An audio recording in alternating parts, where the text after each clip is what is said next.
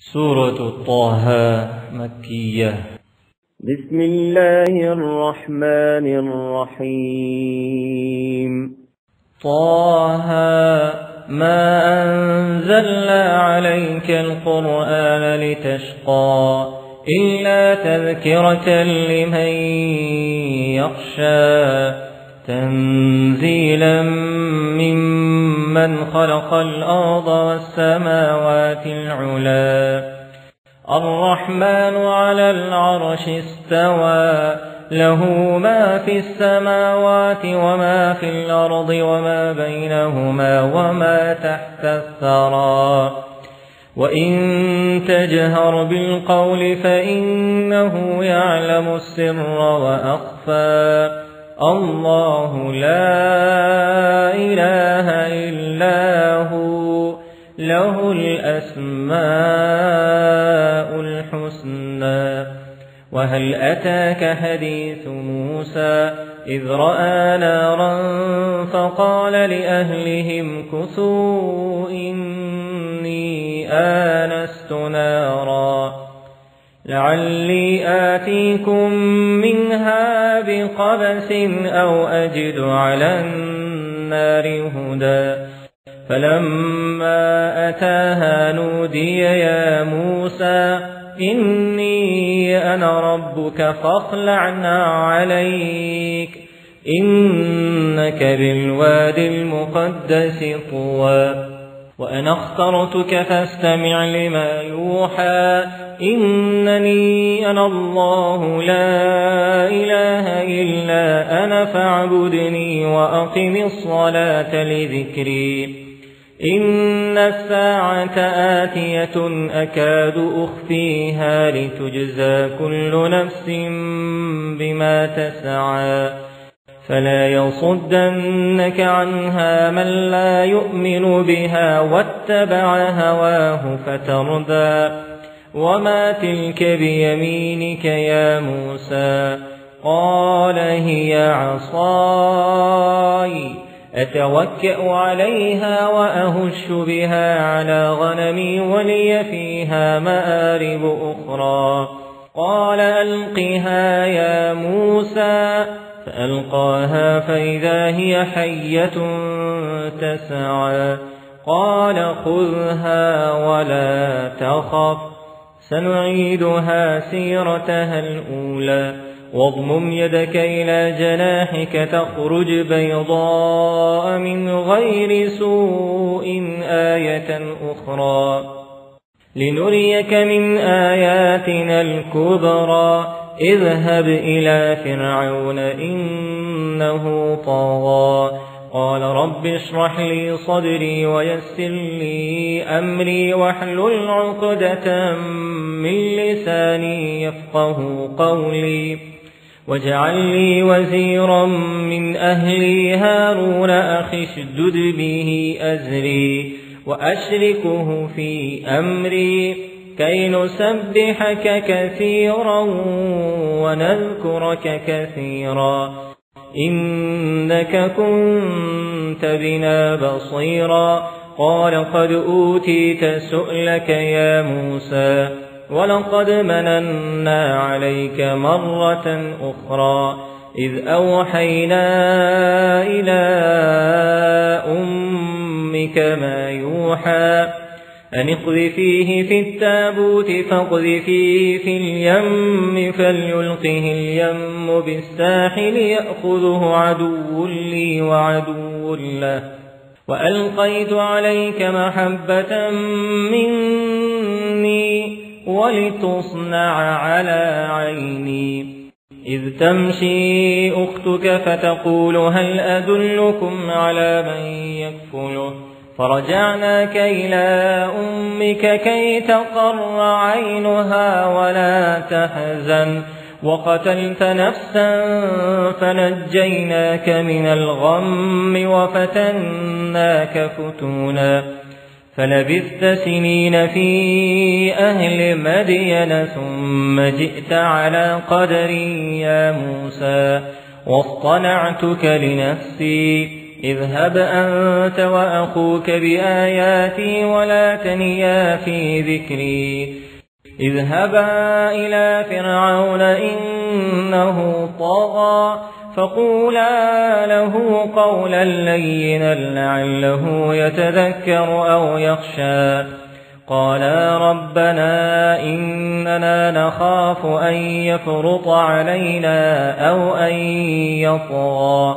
قال لا تخافا إنني معكما أسمع وأرى فأتياه فقولا إنا رسولا ربك فأرسل معنا بني إسرائيل ولا تعذبهم قد جئناك بآية من ربك والسلام على من اتبع الهدى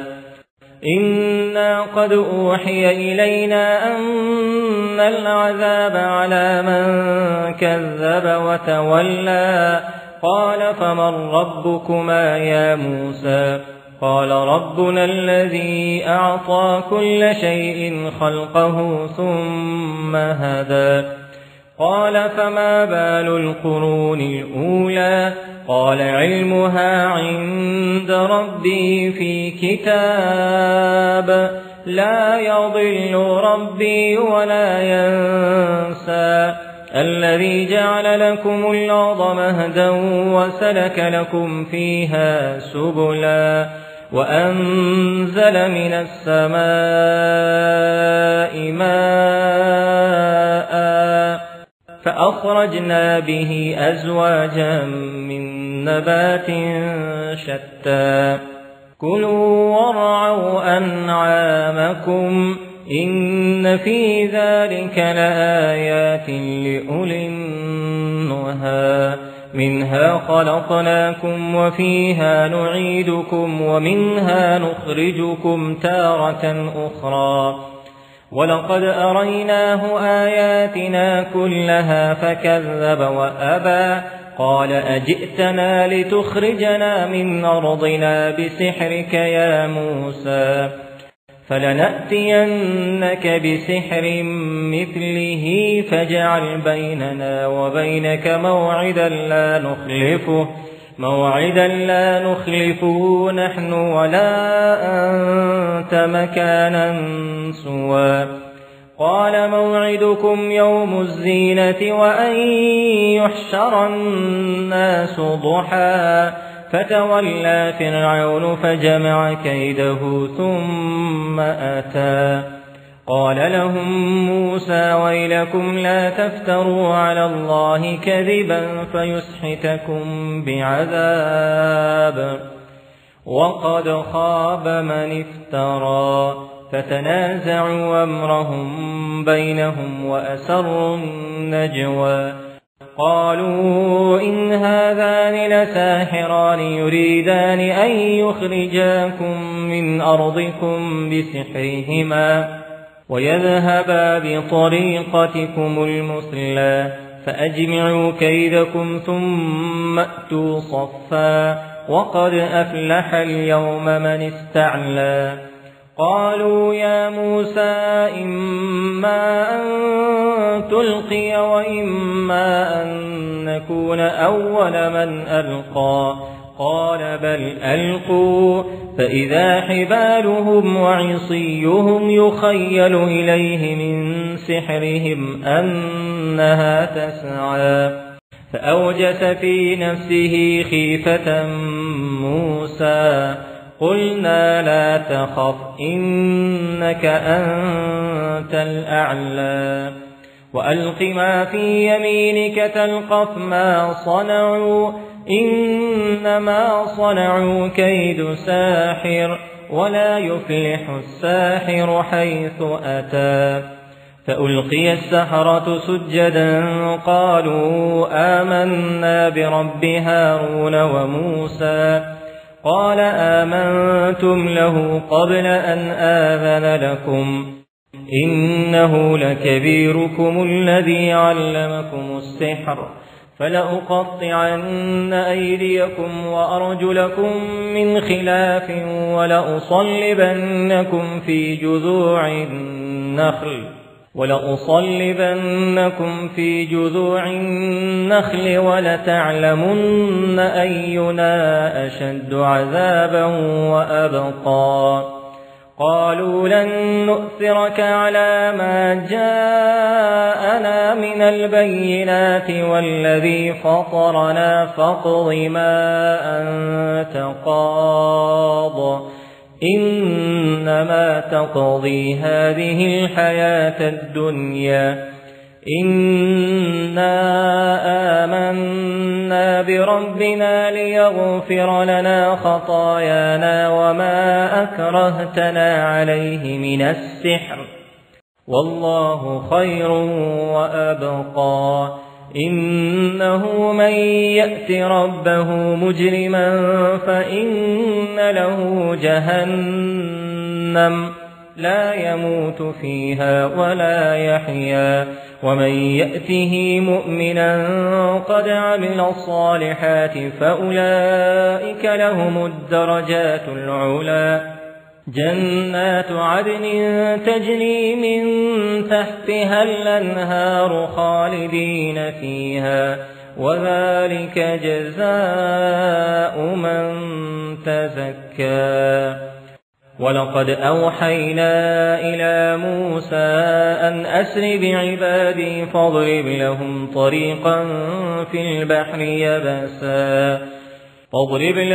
طريقا في البحر يبسا لا تخاف دركا ولا تخشى فأتبعهم فرعون بجنوده فغشيهم من اليم ما غشيهم وأضل فرعون قومه وما هدى يا بني إسرائيل قد أنجيناكم من عدوكم وواعدناكم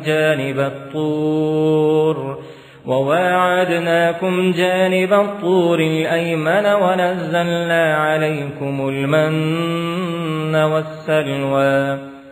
كلوا من طيبات ما رزقناكم ولا تطغوا فيه فيحل عليكم غضبي ومن يحلل عليه غضبي فقد هوى وإني لغفار لمن تاب وآمن وعمل صالحا ثم اهتدى وما أعجلك عن قومك يا موسى قال هم أولئك على آثري وعجلت إليك رب لترضى قال فإنا قد فتنا قومك من بعدك وأضلهم السامري فرجع موسى إلى قومه غضبان أسفا قال يا قوم ألم يعدكم ربكم وعدا حسنا أفطال عليكم العهد أم أردتم أن يحل عليكم غضب من ربكم فأخلفتم موعدي قالوا ما أخلفنا موعدك بملكنا ولكننا حملنا أوزارا من زينة القوم فقذفناها فكذلك ألقى السامري فأخرج لهم عجلا جسدا له خوار فقالوا هذا إلهكم وإله موسى فنسي أفلا يرون ألا يرجع إليهم قولا ولا يملك لهم ضرا ولا نفعا ولقد قال لهم هارون من قبل يا قوم إنما فتنتم به وإن ربكم الرحمن فاتبعوني وأطيعوا أمري قالوا لن نبرح عليه عاكفين حتى يرجع إلينا موسى قال يا هارون ما منعك إذ رأيتهم ضلوا ألا تتبعن أفعصيت أمري قال يا ابن أم لا تأخذ بلحيتي ولا برأسي إني خشيت أن تقول فرقت بين بني إسرائيل ولم ترقب قولي قال فما خطبك يا سامري قال بصرت بما لم يبصروا به فقبضت قبضة من أثر الرسول فنبذتها وكذلك سولت لي نفسي قال فاذهب فإن لك في الحياة أن تقول لا مساس وإن لك موعدا لن تخلفه وانظر إلى إلهك الذي ظلت عليه عاكفا لنحرقنه ثم لننسفنه في اليم نسفا إنما إلهكم الله الذي لا إله إلا هو وسع كل شيء علما كذلك نقص عليك من أنباء ما قد سبق وقد آتيناك من لدنا ذكرا من أعرض عنه فإنه يحمل يوم القيامة وزرا خالدين فيه وساء لهم يوم القيامة حملا يوم ينفخ في الصور ونحشر المجرمين يومئذ زرقا يتخافتون بينهم إن لبثتم إلا عشرا نحن أعلم بما يقولون إذ يقول أمثلهم طريقة إن لبثتم إلا يوما ويسألونك عن الجبال فقل ينسفها ربي نسفا فيذرها قاعا صفصفا لا ترى فيها عوجا ولا أمتا يومئذ يتبعون الداعي لا عوج له وخشعت الأصوات للرحمن فلا تسمع إلا همسا يومئذ لا تنفع الشفاعة إلا من أذن له الرحمن ورضي له قولا يعلم ما بين أيديهم وما خلفهم ولا يحيطون به علما وعنت الوجوه للحي القيوم وقد خاب من حمل ظلما ومن يعمل من الصالحات وهو مؤمن فلا يخاف ظلما ولا هضما وكذلك أنزلناه قرآنا عربيا وصرفنا فيه من الوعيد لعلهم يتقون أو يحدث لهم ذكرا فتعالى الله الملك الحق ولا تعجل بالقرآن من قبل أن يقضى إليك وحيه وقل رب زدني علما ولقد عهدنا إلى آدم من قبل فنسي ولم نجد له عزما وإذ قلنا للملائكة اسجدوا لآدم فسجدوا إلا إبليس أبى فقلنا يا آدم إن هذا عدو لك ولزوجك فلا يخرجنكما من الجنة فتشقى إن لك ألا تجوع فيها ولا تعرى وأنك لا تظمأ فيها ولا تضحى فوسوس إليه الشيطان قال يا آدم هل أدلك على شجرة الخلد وملك لا يبلى فأكلا منها فبدت لهما سوآتهما وطفقا يخصفان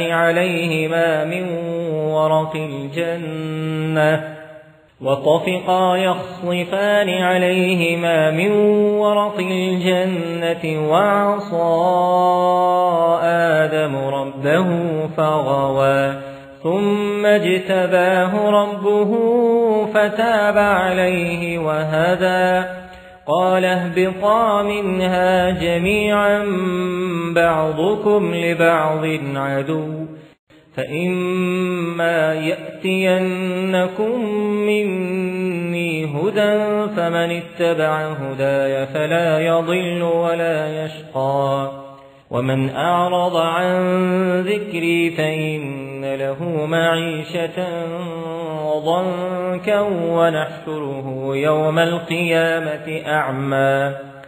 قال رب لم حشرتني أعمى وقد كنت بصيرا قال كذلك أتتك آياتنا فنسيتها وكذلك اليوم تنسى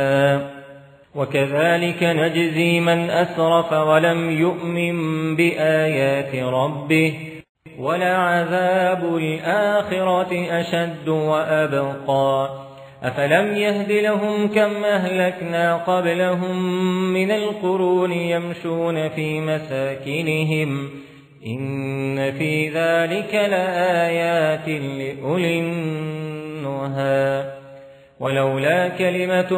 سبقت من ربك لكان لزاما وأجل مسمى فاصبر على ما يقولون وسبح بحمد ربك قبل طلوع الشمس وقبل غروبها الليل فسبح وأطراف النهار لعلك ترضى ولا تمدن عينيك إلى ما متعنا به أزواجا منهم زهرة الحياة الدنيا لنفتنهم فيه ورزق ربك خير وأبقى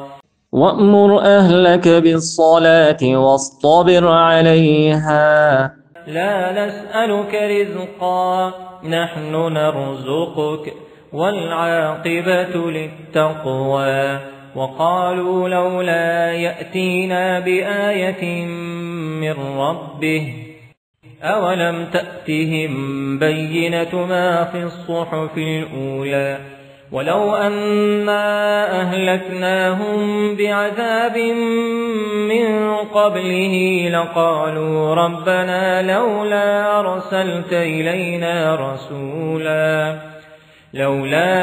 أرسلت إلينا رسولا فنتبع آياتك من قبل أن نذل ونخزى قل كل متربص فتربصوا